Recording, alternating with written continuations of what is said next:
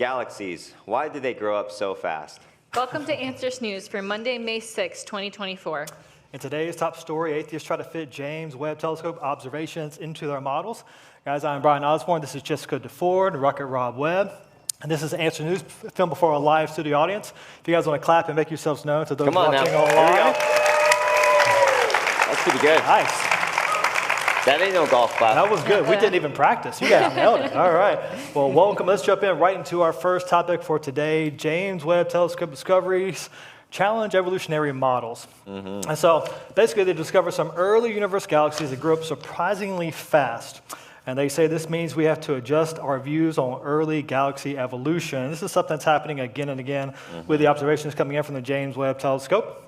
Now basically, as they look out into the galaxy, they're assuming they're looking back in time, and they assume they're looking back around 10 billion years ago, closer to the Big Bang. And so they think they should find some early galaxies that aren't very mature, not very formed, and so they're looking for that, but that's not what they're finding. It's really kind of surprising, though. Yeah, this article's a bit out of this world for me, so I'm going to let the rocket scientist here take it away. Look at that. Yeah, there are definitely some astronomical problems with the secular model after this discovery. Astronomical. Okay. So, by the way, Jessica's was better. I tried. I think I'll just give it to you guys. So, by the way, just a reminder, there's a rocket launch coming up tonight. So, my producer wanted me to mention this. The Boeing Starliner is going to be taking Captain Barry Wilmore up to the International Space Station. So, it's going to be happening, I think, tonight at 9:30. And so, we're actually going to have a live stream. Me, as well as our resident astronomer, Dr. Danny Faulkner. It's going to be live streamed on our YouTube Answers in Genesis channel. So, make sure you guys check that out. So, let's go ahead and get into it here. So the James Webb Space Telescope. So by the way, I'm not related to him. People always ask me, are you related to James Webb? I mean, well, you are back to technically Adam. We are back to Adam and Eve, Yeah. but not directly related. So, and also, by the way, for those that were watching last week, so Kevin Hatzel, this is for you. His name is not Hacksaw. So there were some comments that people thought he was Kevin Hacksaw, the aeronautical engineer that was on last week. So he's Kevin Hatzel. So there you go, Kevin. Okay, so James Webb Space Telescope. So if you guys have heard of it, it's the huge $10 billion observatory that was launched back in, I think it was Christmas Day of 2021. It's been making again, astronomical shockwaves throughout the secular community with all of its findings. And so we're going to take the next 3 hours talking about this. I'm sure he could. I would love to. And so this is what we see ever since James Webb came online. It's been making these huge shockwaves of finding these huge, massively formed galaxies in the far reaches, billions of light years away. And by the way, a light year is a unit of distance, not time. And so I think that's where a lot of the confusion comes from. When we're looking at really far away things, we're not actually looking back in time. We're just looking at things that are really far away. And this is actually confirming what a lot of the biblical creationists have been predicting. For example, Dr. Jason Lisle, he's a Christian astrophysicist, the founder of Biblical Science Institute. He successfully made a few different predictions before the day that even started coming around in 2022. So number one, he predicted that they would find galaxies at these really high redshifts, these really far distances away. Then secularists were expecting, forcing them to conclude that galaxies formed earlier than their models had predicted. Number two, he predicted that they would find massive, highly structured galaxies that are fully formed, not in the process of assembly, like spiral, elliptical galaxies that are just like the ones close to us.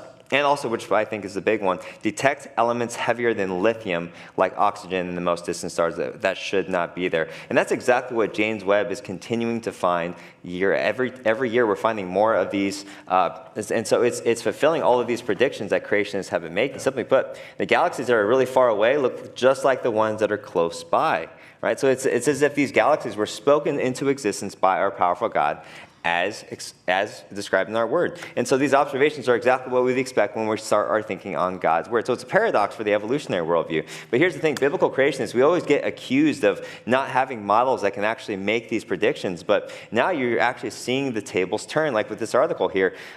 These secular scientists are now being forced to revamp their galaxy formation models, now claiming that the galaxies must have formed much earlier than previously thought. And that's the exact prediction that Dr. Lisle made back in 2022. It's making a lot of stress as well for some of these secular scientists. For example, here's what one astronomer said. She said, right now I find myself lying awake at 3 in the morning wondering if everything I've ever done is wrong.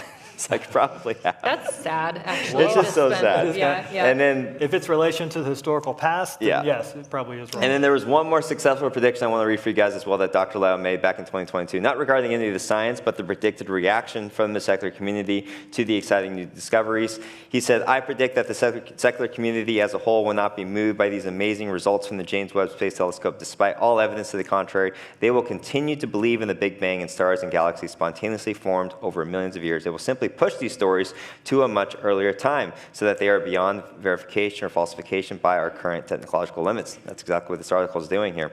They will not give up the Big Bang or evolution no matter what evidence is found. This confirms that the Big Bang is not really science at all, but a philosophical pre-commitment in light of which secularists interpret all the data.